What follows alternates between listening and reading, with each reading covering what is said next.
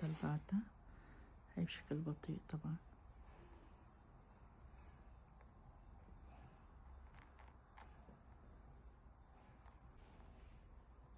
لما نجي افتحها شوفي، طبعا من احدى التكنيكات والتقنيات ممكن نعمل هالطريقة. طبعا في كتير تكنيكات للكونتور. ممكن اخذها فورا مباشرة اعمل له سحب. انا بعد ما بقسم هالتقسيمات وبجهز الشعر بعدين بخلط الخلطة، ما بخلط الخلطة وبجي بجهز، لا، لان عملية الوقت حيروح مفعول الخلطة. اما بسحبها بشكل مستقيم عرضي يعني، ممكن هيك. طيب، واستمر عليه نفس المنطقة لبين ما اخلصها. وممكن اعمله بهذه الطريقة، وممكن اعمله بهاي الطريقة. اخذ شايفة من المنتصف، هذا منتصف الغرة هون، اخذها بالمنتصف واخذها بشكل مائي، اخذها بشكل مائي. اما انكشه نكشة بسيطة او ما انكشه. وهون بخسل حسب كمية الكونتور اللي بدي اياه. بدي كونتور قليل ولا خفيف؟ اذا كونتور قليل بناخد دائما شعر اقل، كونتور كتير باخد شعر اكتر، باخد اكتر. اذا بدي انا كونتور كتير باخد اكتر، وممكن اخد اكتر من هيك. بسوي هالمنطقة هون.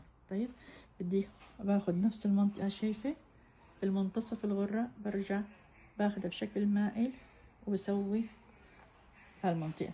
يعني باخد وحدة من هون ووحدة من هون. لما بدي اجي اصل لهون 1 2 الثالث او التقسيمة الثالثة هاخدها بشكل، شوفي بالنص، هاخدها هيك. هون بس وصلت، لسه انا عندي في منطقة الغرة. طول ما انا لسه في منطقة الغرة والكونتور انا ممكن اخد اخسل، اعمل تخسيل، وممكن انكش شوي. اذا انا ما بدي هون كتير ظاهر ممكن انكش شوي بعدين اخسل هيك، اخسل. طيب، وصلت انا على عملية المنطقة هون اللي هون ما بعد الكونتور. انا ما بدي كتير اللايت هون يبان، فانا هيك باخده هلا. ممكن انا استمر عليه هيك، وممكن ارجع استمر عليه بشكل زاوية، بشكل هيك وهيك هيك. تمام، خلص اخده.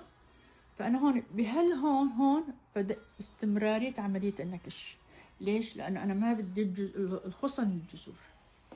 وهلا هيك غالبية الموديلات اللي بتشوفيهم هيك باخد بنكشها بشكل تمام.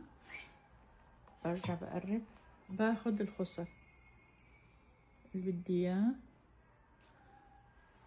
بشده. اهم شي بشده، شوفي اهم شي. وبخسر الخصل هاي. خصله بالطول كده؟ طبعا، لا لا لا لا، بالطول ما هيك. رح تعملي هيك، تحطي ورق السلوفان هون انزل تخصلي نفس الشي لبين ما تخصلي الاخيره، وهكذا. يعني حيصير عندك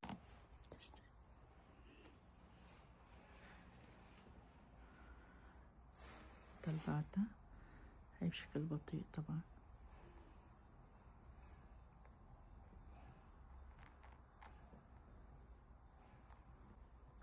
لما نجي افتحها شوفي،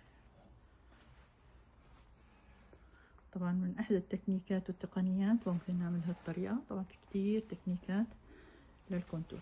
ممكن اخذها فورا مباشرة اعمل له سحب، وممكن اذا حبيتي شوي تشيلي له من منطقة الجذور. في ناس بيقولوا لي نحن ما بدنا منطقة تبلش من فوق. اي حدا قال لك ما بدي من فوق من جذور، شوفي عملية نكش مرة مرتين تخصلي اياها. لما بدك توصلي للخصلة الثالثة انكشي كتير، ما بدي هالمنطقة هون تبان. انت لاحظتي الكونتور بيجي بس هيك، انكشي هون. كل ما بدك من هون قليل زيدي النكش. طيب الطريقة الثالثة، الطريقة الثانية، ممكن انا اعمل هيك، ممكن انا اعمل هيك.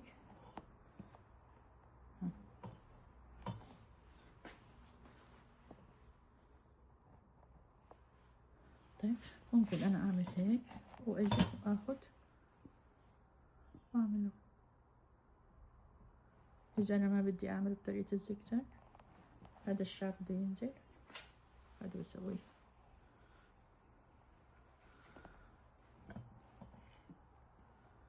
انت بالبيت هلا اعملي هي الطريقة، ما تعملي الطريقة الأولانية. طيب.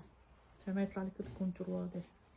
طيب اعملي هيك، سويتي جيتي برجع بقول لك إذا انت بدك من هون شوي ما كتير من الجذور، اعملي له نكشة بسيطة، نكشتين، ثبتي وسوي هذا.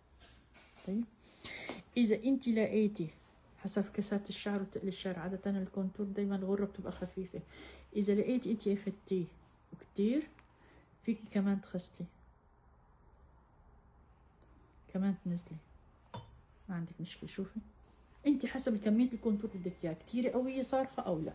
طيب هي الطريقة الثانية. الطريقة الثالثة انه ممكن تاخديها هيك بالنص، بالنص وهيك تعملي هون، تعملي هون وبعدين ارجع على الجهة. تجي لهون. الطريقة هي هاي. ممكن كمان تخصلي،